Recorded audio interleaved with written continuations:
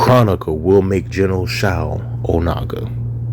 Now, in the last video, I explained to you how I feel General Shao is the next Onaga. Not his father, not anyone else, not another side character or boss. General Shao will become Onaga. And in this video, I want to explain how I think Kronika is going to be a part of that and how we've already seen the signs of it. Now, Kronika was shown in the first 17-minute gameplay, really in the first like 2-3 minutes, talking to Shang Tsung, telling him that she wants to show him what he could be, his greatness. She basically wants to unlock in him what he was in another timeline. I'm not sure what power she has, if any. If she becomes a playable character, I can't see them giving her too much time like power, or she's just another female Garrus, and you know, I don't know, or a female Liu Kang. They both have time like powers. Liu Kang can blink or snap his fingers and create a whole nother universe. Mug said, you know, Thanos' snap is nothing. Kronika, on the other hand, I don't think she has any powers. If any, I think it's going to be very small. She might have connections to the old timelines, and maybe it's like a Nexus being of some sort. You know, if you read Marvel comics or things like that, a Nexus being is someone who's connected to all other or to multiple timelines, or exists in multiple timelines, or all timelines, I should say. That doesn't necessarily mean that their power set surrounds time. So I think Kronika will show them how to unlock their full potential. Maybe with Shang Tsung, she shows him or exposes him to something that allows him to be that powerful sorcerer in this timeline. I don't think she's going to necessarily give it to him. Or maybe that is her power. Maybe her time power, so to say, is unlocking other timeline powers in this time. Hold on, what's a better way of explaining this? Maybe, let's say she goes and she touches Shang Tsung, and she gives, this time, we're going to say this is timeline A. She gives Shang Tsung timeline A the powers of Shang Tsung from timeline B, C, or D. And she can unlock all of that as she her power kind of exists across multiple timelines. So maybe it won't be like, oh, she can rewind time, reset time, and all that, fast forward and all that, but she can just kind of unlock and tap into the powers from other alternate versions for this variation of Shang Tsung himself. And I think that's how we could get Shao Kahn on Onaga. See, if you go all the way back to the ending of, I want to say it was Armageddon, yes, pretty sure, 90% sure, there's a moment where General Shao, or Shao Kahn, and Onaga get into a fight, and Onaga picks him up off the pyramid and takes him off. Yes, it was Armageddon because of the pyramid. And he takes him off scene, and we don't see anything else.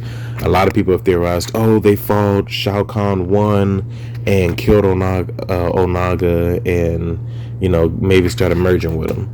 Then we see in Mortal Kombat 11, Shao Kahn is there with his left arm, having scales and spikes on it and stuff like that, like has some sort of demonic or dragon-like feature to his arm. A lot of people are saying, oh, that confirms it, you know, that's what happened, even though this is a different timeline. A lot of people's like, oh, you know, Onaga would have still been there, and this is what he did, because, you know, we never saw Onaga from Mortal Kombat 9, 10, and 11, even though he should have been there, because Raiden never got rid of Onaga.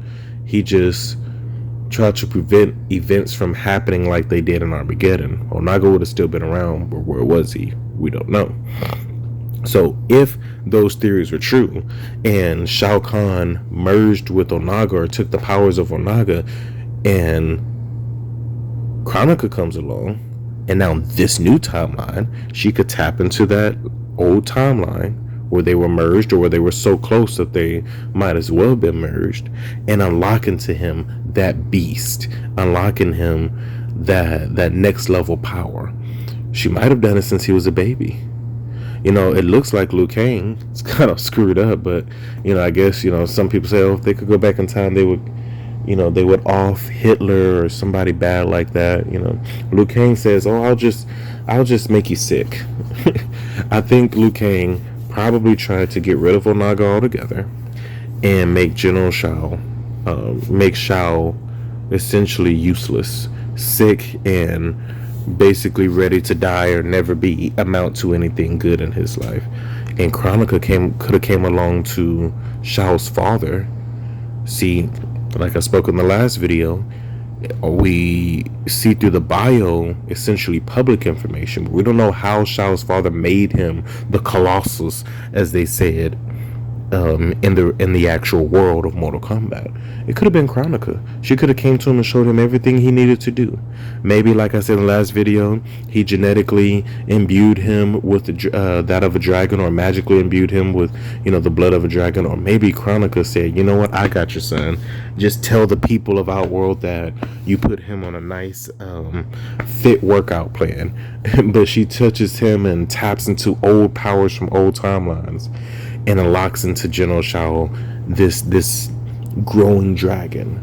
She said, I'm gonna have Onaga back, and now I'm gonna have the Dragon King back, but we don't need the Dragon King and Shao. They're just gonna fight each other, and they was like had the same purpose but different mindsets.